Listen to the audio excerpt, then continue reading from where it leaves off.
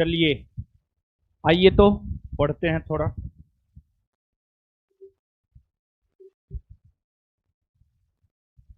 आइए पढ़ते हैं। तो अगर देखा जाए तो हम लोग वैदिक साहित्य को देख रहे थे और वैदिक साहित्य के अंतर्गत वेद हो गया, ब्राह्मण ग्रंथ हो गया, अरण्यक हो गया, उपनिषद हो गया, ये सब की चर्चा हम आपके साथ कर रहे थे। अब अगर आगे बाबू देखा जाए तो आगे जो है वैदिक साहित्य के अलावे हमें महाकाव्य भी प्राचीन भारतीय इतिहास के बारे में बतलाता है। वैदिक साहित्य के अलावे अगर देखा जाए तो वैदिक साहित्य के अलावे जो है आपको महाकाव्य है,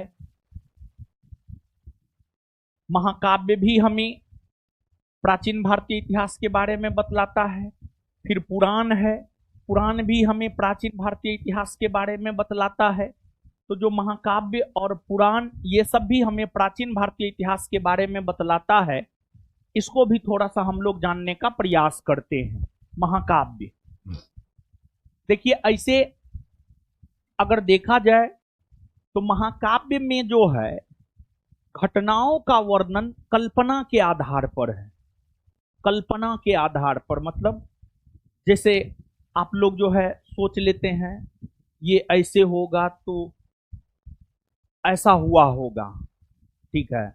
आप मतलब कुछ भी सोच लेते हैं, सोचने के लिए तो इंसान स्वतंत्र है ही।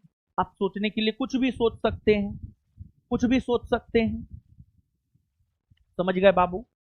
तो कहने का मतलब ये हुआ कि आप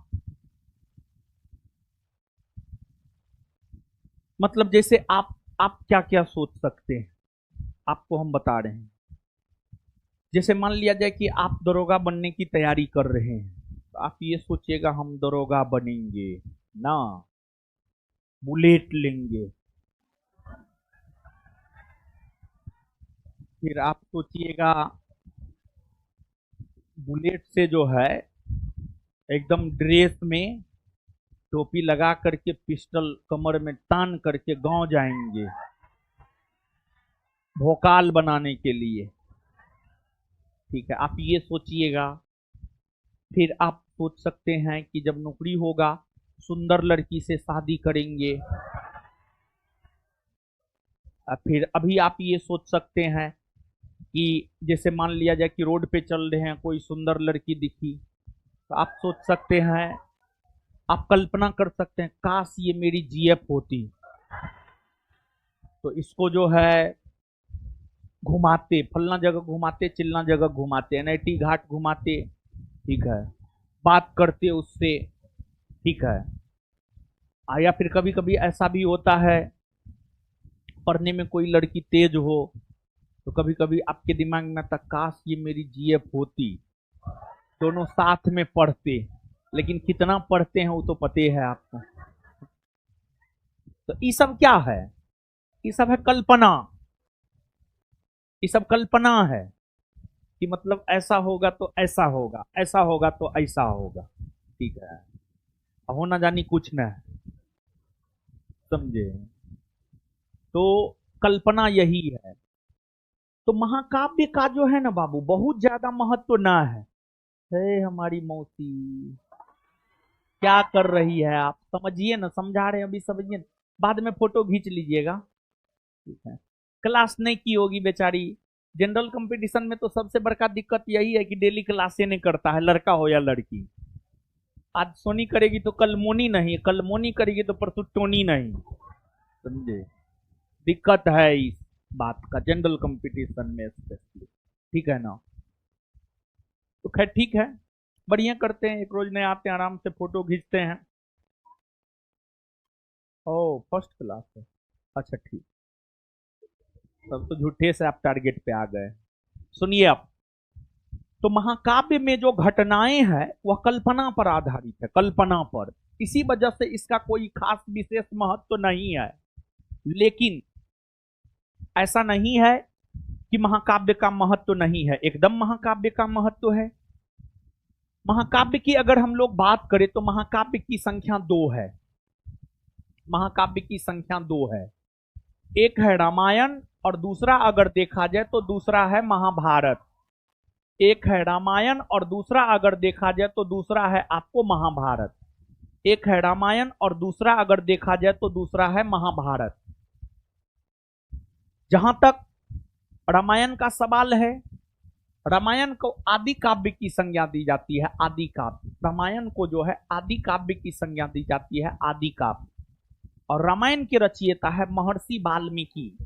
रामायण की अगर हम लोग बात करें तो रामायण के रचयिता है महर्षि वाल्मीकि। महर्षि वाल्मीकि है। और रामायण की अगर हम लोग बात करें तो शुरू में रामायण में श्लोकों की संख्या 6000 हुआ करती थी, बाद में जाकर बढ़कर 12000 हो गया, पुनः बाद में जाकर बढ़कर 24000 हो गया, और वर्तमान में रामायण में श्लोकों की संख्या है 24000। वर्तमान में रामायण में श्लोकों की संख्या है 24000।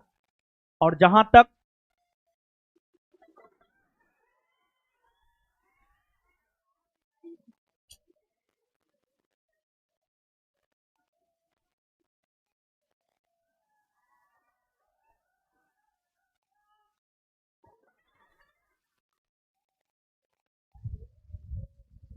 आप पता नहीं आजकल का विद्यार्थी कहाँ हो गया है, समझ में नहीं आता है। इतना कहीं हल्ला करे हो तो हल्ला नहीं करना चाहिए, हल्ला करना गलत बात है। ठीक है, खैर करते हैं तो मेरा क्या लीजिएगा, अपना ही आप एनर्जी वेस्ट करते हैं। ठीक है, कीजिए जितना एनर्जी वेस्ट करना है, तो मेरा क्या लीजिए, मेरा थोड़े कुछ लीजिएगा ना, कोई कुछ लिया है ना लेगा। आइए, जहां तक रामायण का सवाल है, रामायण को टोटल 7 कांड में बांटा गया है। बाल कांड, अयोध्या कांड, सुंदरकांड, 7 कांडों में बांटा गया है रामायण को। और जहां तक रामायण का सवाल है, इसमें भगवान राम और रावण की कहानी वर्णित है। राम और रावण की कहानी वर्णित है। रावण के अहंकार को भगवान राम ने तोड़ा और रावण भगवान राम की पत्नी मां सीता को जो है अपहरण करके ले गया था, और मां सीता को लंका से भारत लाने के लिए भगवान राम लंका गए, रावण के साथ युद्ध किए, पराजित किए, और फिर मां सीता को लेकर भारत आए। मतलब कुल मिलाकर के असत्य पर विजय प्राप्त किया गया भगवान राम के द्वारा, अहंकार पर विजय प्राप्त किया गया भगवान राम के द्वारा। तो यही कहानी है। और अगर एक अच्छा चरित्रवान व्यक्ति बनना है, ऐसे तो आज के डेट में हमको लगता है 99.9% लोग जो है चरित्रवान नहीं है। अगर आज की डेट में मान लिया जाए कि आपको चरित्रवान बनना है, आपको चरित्रवान बनना है, तो फिर अच्छा व्यक्ति बनना है, अच्छा भाई बनना है, अच्छा छात्र बनना है, अच्छा बेटा बनना है, अच्छा हस्बैंड बनना है, तो फिर आपको रामायण जरूर देखना चाहिए। एक अच्छे व्यक्तित्व में कौन कौन से गुण होना चाहिए, रामायण को देख करके जो है आप पता लगा सकते हैं कि हाँ ये आप में होनी चाहिए। समझ गए ना बाबू। इसके बाद महाभारत। महाभारत का जहां तक सवाल है, महाभारत विश्व का सबसे बड़ा महाकाव्य है। जो महाभारत है यह विश्व का सबसे बड़ा महाकाव्य है। और महाभारत टोटल 18 पर्वों में बटा हुआ है। 18 पर्व, महाभारत टोटल 18 पर्वों में बटा हुआ है। और महाभारत के जो रचयिता है महर्षि वेद व्यास।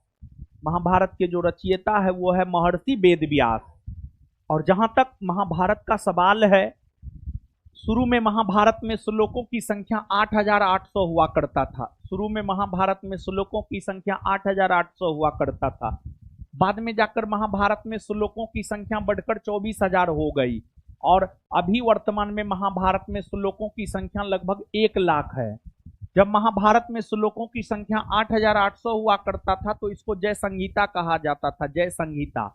और जब इसमें श्लोकों की संख्या 24,000 हो गई तत्पश्चात इसे कहा जाने लगा भारत, तत्पश्चात इसे कहा जाने लगा भारत।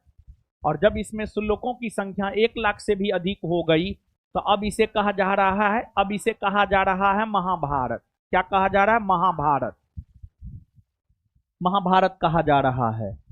और महाभारत का जो सबसे प्राचीनतम नाम है वो जय संहिता है। ये प्रश्न आपके एग्जाम में पूछा जाता है, महाभारत का सबसे प्राचीनतम नाम क्या है? तो महाभारत का सबसे प्राचीनतम नाम है आपको बाबू जय संहिता। जहां तक महाभारत का सवाल है, महाभारत का ही एक पार्ट है गीता, महाभारत का ही एक पार्ट है गीता। और युद्ध भूमि में भगवान कृष्ण ने अर्जुन को जो उपदेश दिया है, अर्जुन के मन में तमाम प्रकार के जो संसारिक सुख दुख, संसारिक व्यथा से संबंधित सवाल अर्जुन के मन में उठ रहे थे। अर्जुन प्रश्न पूछ रहे थे भगवान कृष्ण से और भगवान कृष्ण जो है उसका उत्तर दे रहे थे, भगवान कृष्ण जो है उसका उत्तर दे रहे थे। तो आपको जहां तक महाभारत का सवाल है और रामायण का सवाल है, ये दोनों कल्पना के आधार पर लिखा हुआ है।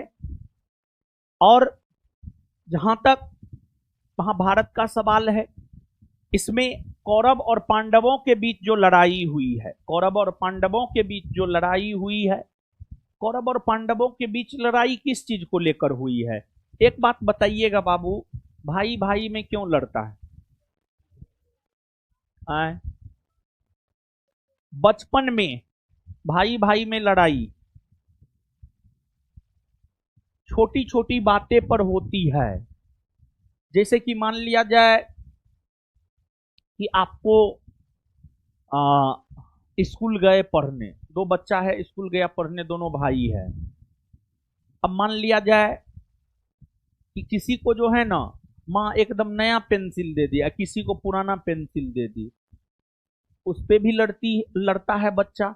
फिर जो है किसी को थोड़ा ज्यादा दूध दे दिया, किसी को थोड़ा कम दूध दे दिया, उस पे भी बच्चा लड़ता है। तो छोटा छोटा बात पे लड़ता है। खैर इस लड़ाई का कोई महत्व नहीं है, लेकिन जब बच्चा वयस्क होता है तब बच्चा लड़ता है पैतृक संपत्ति को लेकर, पैतृक संपत्ति को लेकर बच्चा लड़ता है सामान्य तौर पर। महाभारत में वही हुआ है, साम्राज्य को लेकर जो है कौरव और पांडव जो है आपको लड़ाई लड़े हैं, और जो धर्म के साथ था जीत उसकी हुई, जो अधर्म के साथ था उसका विनाश हुआ। और एक बात जानिए आप बाबू, अगर इस युग में आपको सरवाइव करना है तो रामायण का कैरेक्टर बनकर रहिएगा, सरवाइव नहीं कर पाइएगा, महाभारत का कैरेक्टर बनना पड़ेगा। तो अगर सरवाइव करना है इस जालसाजी संसार में, अगर सरवाइव करना है इस जालसाजी संसार में, महाभारत जरूर देखिए आप, समझ गए। और उसमें जो सब एक दूसरे के खिलाफ चाल चलता है वो चाल चलिए, बहुत आगे बढ़ जाइएगा। ठीक है, बात खत्म है। लेकिन हाँ, अपने प्रति, अपने माँ बाप के प्रति, अपने प्रति, अपने माँ बाप के प्रति और अपने गुरु के प्रति जो करेक्टर होना चाहिए ना, वो रामायण के भगवान राम जैसा करेक्टर होना चाहिए। इसके अलावे जो अन्य लोगों के प्रति करेक्टर होना चाहिए वो महाभारत के शकुनी जैसा होना चाहिए। ठीक है, महाभारत के शकुनी जैसा होना चाहिए। ठीक है, किसी न किसी के प्रति तो आपको ईमानदार बन के रहना पड़ेगा।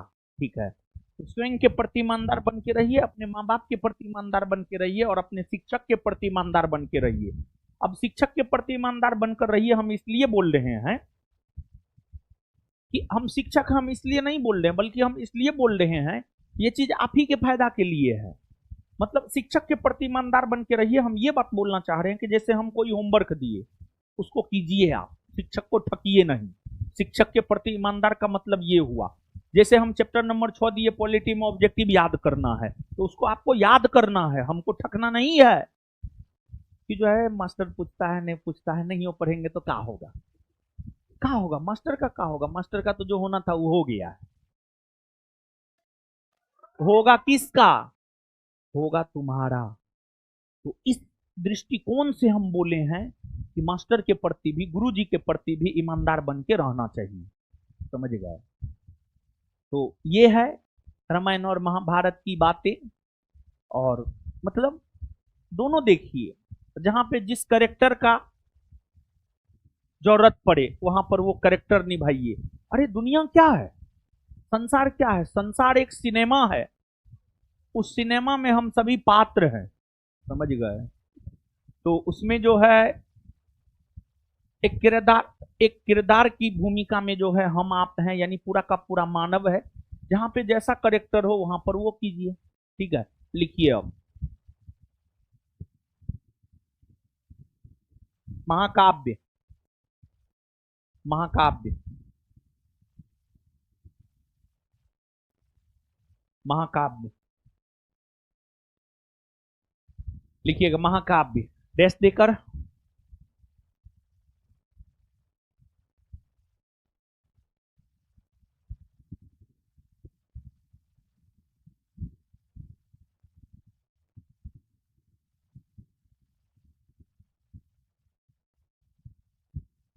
धार्मिक साहित्यों में, धार्मिक साहित्यों में महाकाव्य का महत्व, धार्मिक साहित्यों में महाकाव्य का महत्व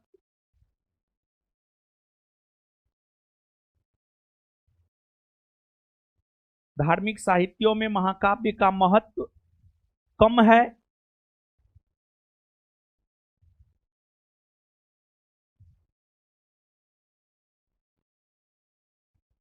धार्मिक साहित्यों में महाकाव्य का महत्व कम है क्योंकि क्योंकि महाकाव्य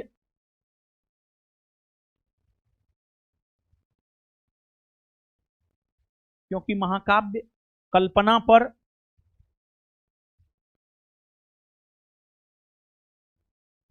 क्योंकि महाकाव्य कल्पना पर आधारित है।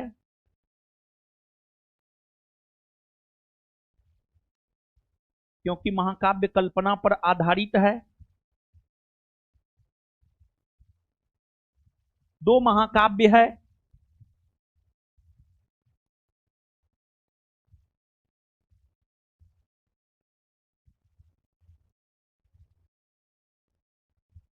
दो महाकाव्य है। एक नंबर में, हाँ हाँ हाँ, नहीं किसी को ना आने दीजिए, झूठे से आने दे आने दे, सब हल्ला करता है, आने दे आने दे। तो बोल दीजिए कल से टेस्ट होगा, आने दीजिए।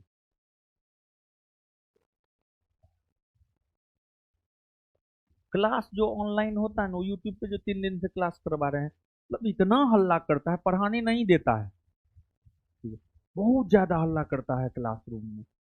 वो तो हम उस रोज कैसे कंट्रोल करके हमको पढ़ाना था, हम पढ़ा दिए। ठीक है, बहुत हल्ला करता है ऑफलाइन में। समझे, चे चे मैं टे टे करते रहता है। ठीक है, समझे।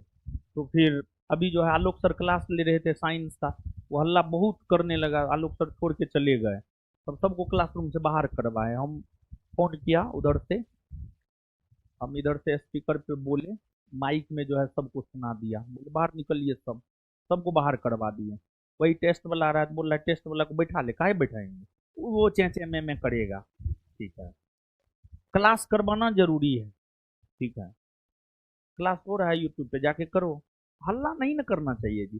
क्लास में हल्ला कीजिएगा टीचर क्या पढ़ाएगा बताइए। ठीक है, क्लास में हल्ला कीजिएगा टीचर का दिमाग जो है काम ही करना बंद कर देता है। सच यही है। ठीक है, लिखिए, लिखिए बाबू। एक नंबर में रामायण डैश देकर,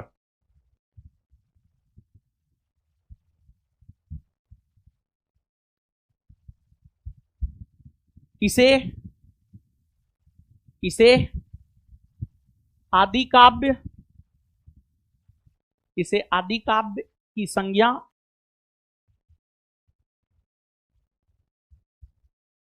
दी जाती है, इसे आदि काव्य की संज्ञा दी जाती है, इसे आदि काव्य की संज्ञा दी जाती है, दी जाती है, इसे आदि काव्य की संज्ञा दी जाती है, फुल स्टॉप। इसकी रचना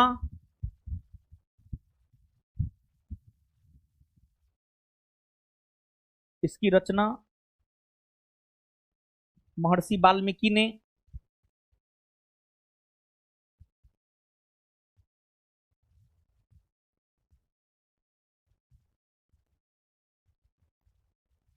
इसकी रचना महर्षि वाल्मीकि ने किया है।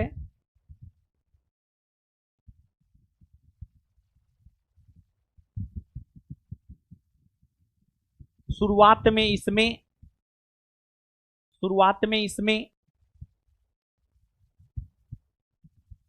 श्लोकों की संख्या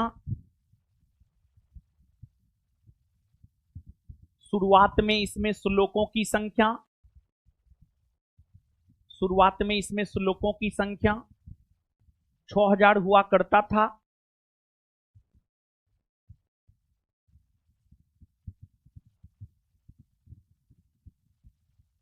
बाद में बढ़कर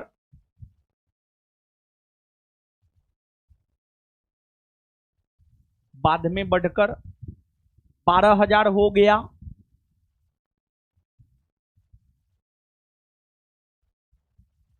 और वर्तमान में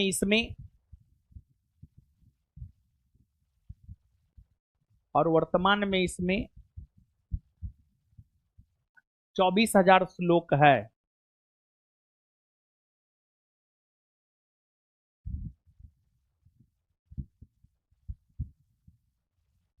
आगे महाभारत।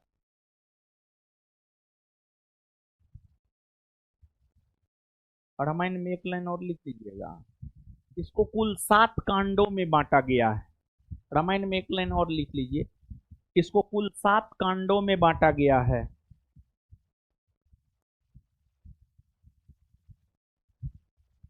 इसको कुल 7 कांडों में बांटा गया है। इसको कुल 7 कांडों में बांटा गया है। इसको कुल 7 कांडों में बांटा गया है। जैसे बाल कांड, अयोध्या कांड, जैसे बाल कांड, अयोध्या कांड, सुंदर कांड इत्यादि। जैसे बाल कांड, अयोध्या कांड, सुंदर कांड इत्यादि। जैसे बाल कांड, अयोध्या कांड, सुंदर कांड इत्यादि। आगे लिखिएगा महाभारत। महाभारत डैश देकर यह विश्व का महाभारत डैश देकर यह विश्व का सबसे बड़ा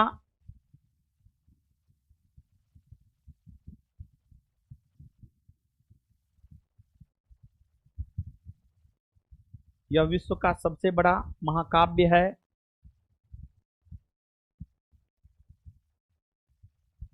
यह विश्व का सबसे बड़ा महाकाव्य है।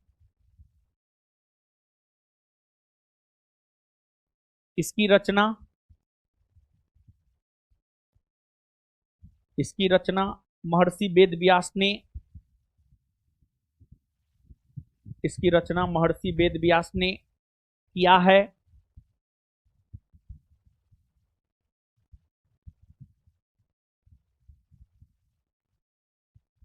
इसकी रचना महर्षि वेद व्यास ने किया है। इसमें शुरू में श्लोकों की संख्या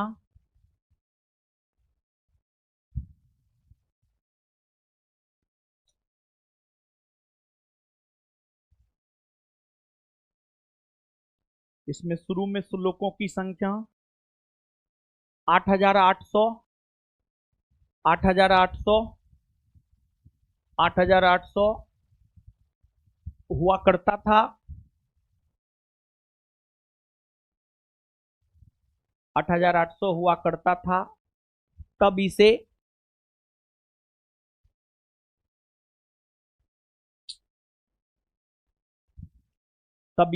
जय संहिता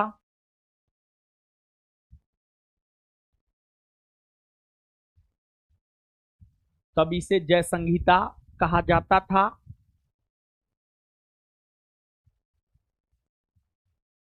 महाभारत का सबसे प्राचीन नाम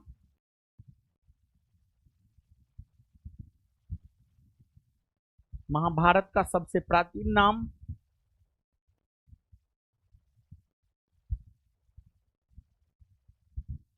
महाभारत का सबसे प्राचीन नाम जय संहिता। महाभारत का सबसे प्राचीन नाम जय संहिता ही है। जब आगे चलकर जब आगे चलकर जब आगे चलकर महाभारत में जब आगे चलकर महाभारत में श्लोकों की संख्या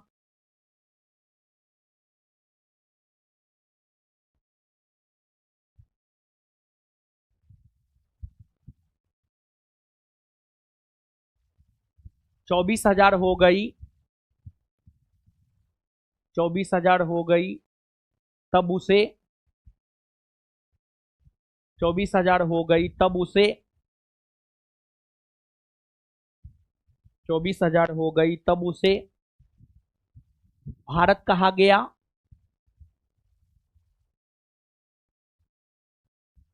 और जब इसमें श्लोकों की संख्या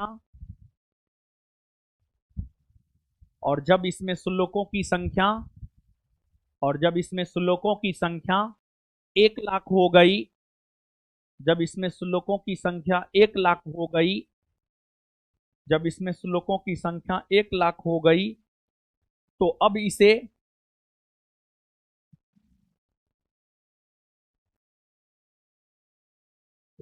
इसे महाभारत कहा जाता है।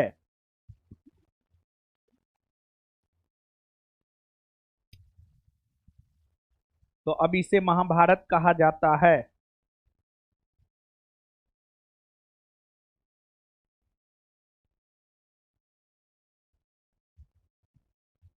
महाभारत को उसी में महाभारत को कुल 18 कांडों में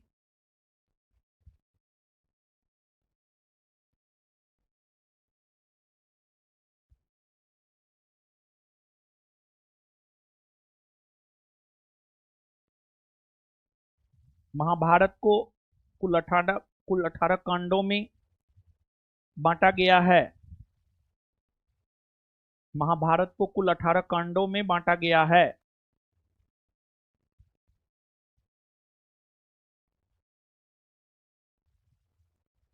महाभारत को कुल 18 कांडों में बांटा गया है। Full stop. चलिए हो गया। अब हेडिंग मारिए पुराण।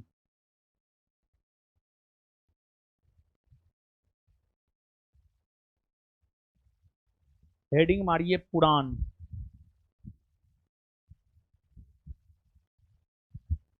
पुराण पुराण पुराण पुराण पुराण। देखिए, ध्यान दीजिए, सुनिए। इतिहास जानते हैं बाबू, इतिहास में जो है ना, हम लोगों को घटनाओं को क्रमबद्ध तरीका से पढ़ना होता है। इतिहास में अगर देखा जाए तो इतिहास में जो ऐतिहासिक घटना होता है, ऐतिहासिक घटनाओं को हम लोगों को क्रमबद्ध तरीका से पढ़ना होता है। इतिहास में जो ऐतिहासिक घटना होता है, ऐतिहासिक घटना को हम लोगों को क्रमबद्ध तरीका से पढ़ना होता है। क्रमबद्ध तरीका से पढ़ना होता है।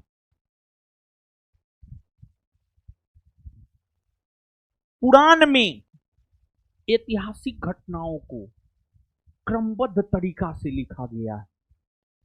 पुराण में ऐतिहासिक घटनाओं को क्रमबद्ध तरीका से लिखा गया है और पुराणों की कुल संख्या 18 है। मत्स्य पुराण, वायु पुराण, विष्णु पुराण, अग्नि पुराण, शिव पुराण, भागवत पुराण, ये सब 18 पुराणों में आते हैं। और पुराणों के जो रचयिता है, पुराणों के रचयिता है लोमहर्ष और उसके पुत्र उग्र सर्वा। पुराणों को लिखने का काम किया है लोमहर्ष और उसका पुत्र उग्र सर्वा ने मिलकर पुराणों को लिखने का काम किया। लोमहर्ष और उसके पुत्र उग्र सर्वा ने मिलकर पुराणों की रचना किया है, पुराणों की रचना किया है। और सभी 18 पुराणों में सबसे प्राचीनतम और सबसे प्रमाणिक पुराण अगर देखा जाए तो सभी 18 पुराणों में सबसे प्राचीनतम और सबसे प्रमाणिक पुराण मत्स्य पुराण था। जो मत्स्य पुराण हमें आंध्र सातवाहन वंश के बारे में बतलाता है। आंध्र सातवाहन वंश, आंध्र सातवाहन वंश के बारे में बतलाता है। आंध्र सातवाहन वंश के बारे में हमें बतलाता है। समझ गए? तो नीचे से लिखिएगा पुराण। इसमें इसमें इसमें भारत के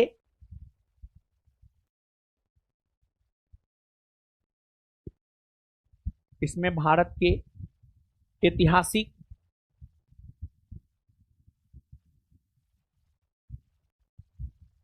इसमें भारत के ऐतिहासिक घटनाओं को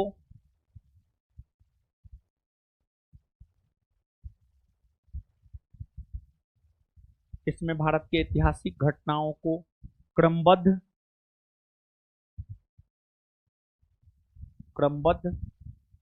तरीका से इसमें भारत के ऐतिहासिक घटनाओं को क्रमबद्ध तरीका से लिखा गया है।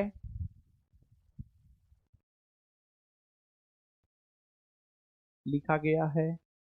इसकी रचना इसकी रचना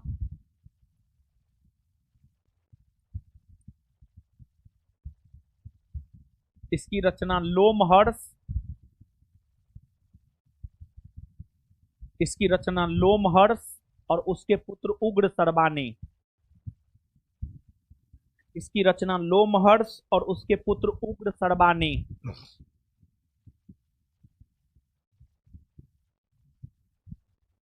इसकी रचना लोमहर्ष और उसके पुत्र उग्र सर्वा ने किया है।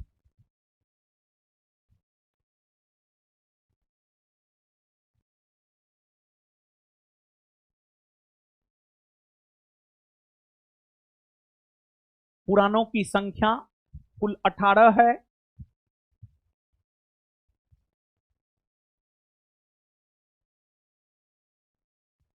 पुराणों की संख्या कुल 18 है। पुराणों की संख्या कुल 18 है। Full stop. जिसमें जिसमें सबसे प्राचीनतम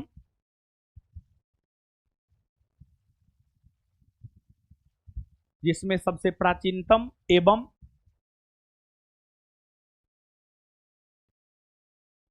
जिसमें सबसे प्राचीनतम एवं प्रमाणिक पुराण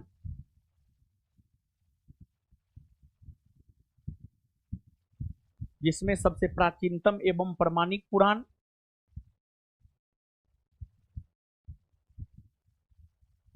मत्स्य पुराण है।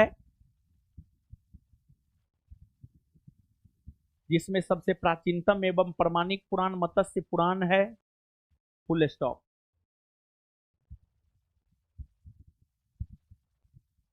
यह पुराण हमें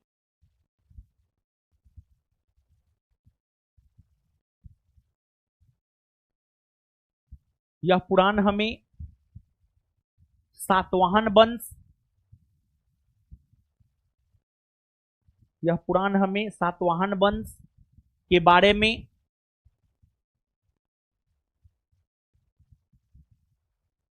यह पुराण हमें सातवाहन वंश के बारे में जानकारी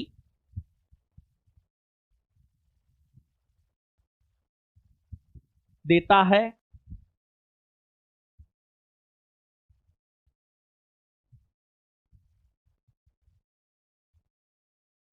इसके अलावे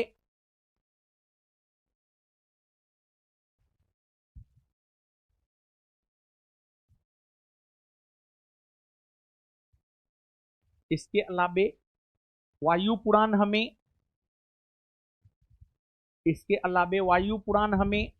गुप्त वंश वायु पुराण हमें गुप्त वंश और विष्णु पुराण हमें मौर्य वंश। वायु पुराण हमें गुप्त वंश और विष्णु पुराण हमें मौर्य वंश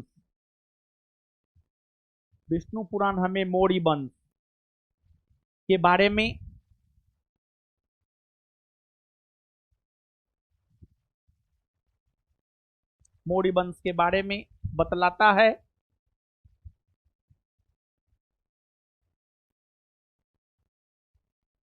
यानी हम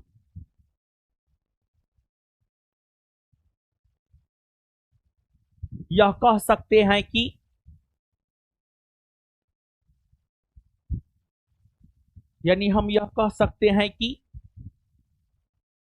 पुराणों में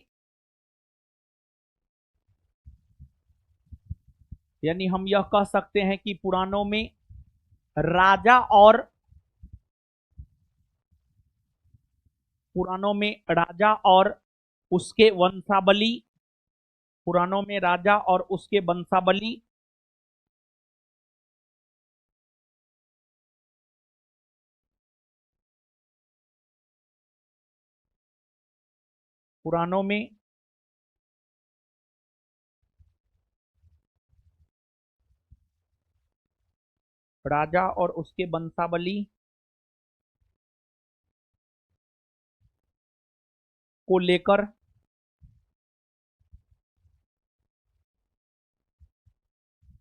और उसके वंशावली को लेकर चर्चा है।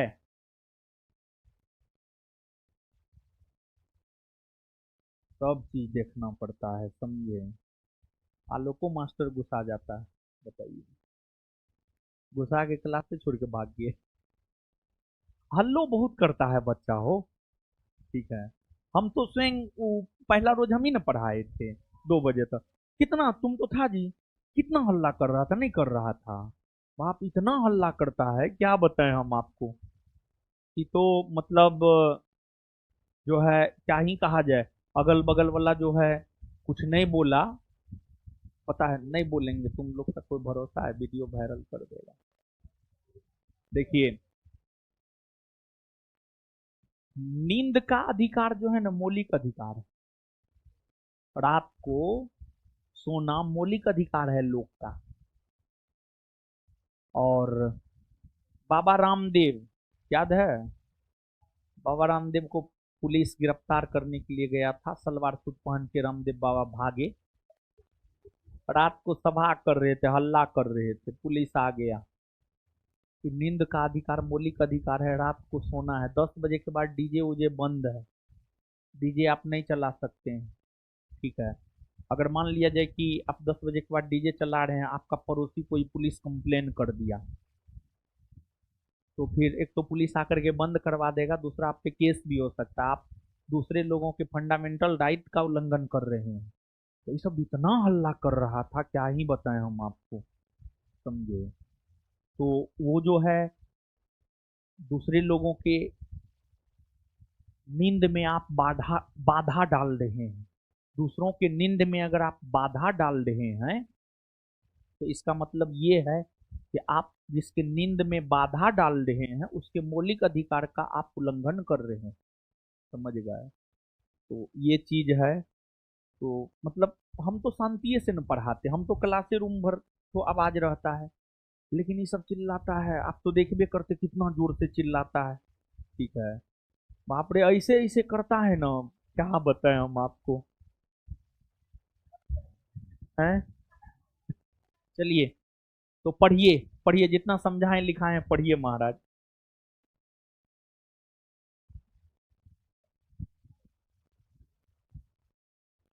हैं?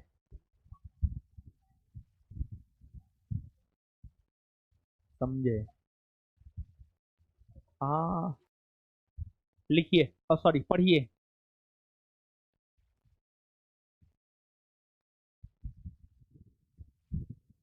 ये मौलिक अधिकार पढ़ाते तब तो बतेबे करते, नींद का अधिकार मौलिक अधिकार है।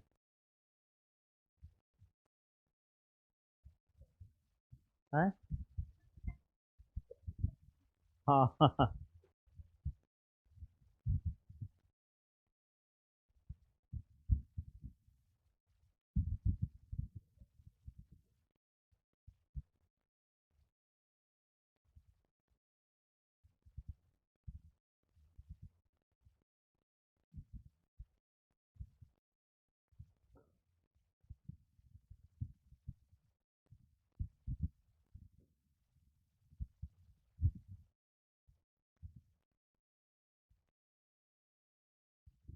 दीजिए तो, पढ़ लिए हो, आइए तो याद करते हैं।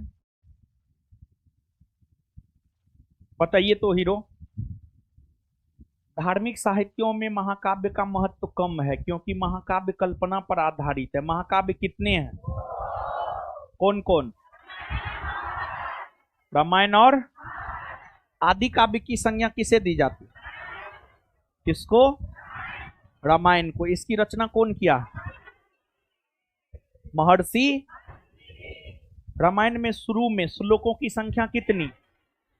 बाद में बढ़कर वर्तमान में कितना कांड में बांटा गया? 7 में ना। विश्व का सबसे बड़ा महाकाव्य कौन है? महाभारत ना। इसकी रचना कौन किया? महर्षि। इसमें श्लोकों की संख्या शुरू में कितना था? तब इसे क्या कहा जाता? जय संहिता। महाभारत का सबसे प्राचीनतम नाम क्या है? जय संहिता। जब आगे चलकर इसमें श्लोकों की संख्या 24,000 हो गई, तब इसे क्या कहा गया? क्या कहा गया? भारत ना। जब इसमें श्लोकों की संख्या 1 लाख से अधिक हो गई, तब इसे क्या कहा गया? महाभारत को कितने कांड में बांटा गया? कितने में? 18 ना। किसमें भारत के ऐतिहासिक घटनाओं को क्रमबद्ध तरीका से लिखा गया? किसमें? पुराणों के रचयिता कौन है? लोमहर्ष और उसके पुत्र उग्रसर्वा। पुराणों के रचयिता कौन है? लोमहर्ष और उसके पुत्र उग्रसर्वा। पुराणों की संख्या कितनी? 18 ना। जिसमें सबसे प्राचीनतम और प्रमाणिक पुराण कौन है? मत्स्य पुराण हमें कौन वंश के बारे में जानकारी देता है? कौन वंश? कौन वंश? आगे बताइएगा।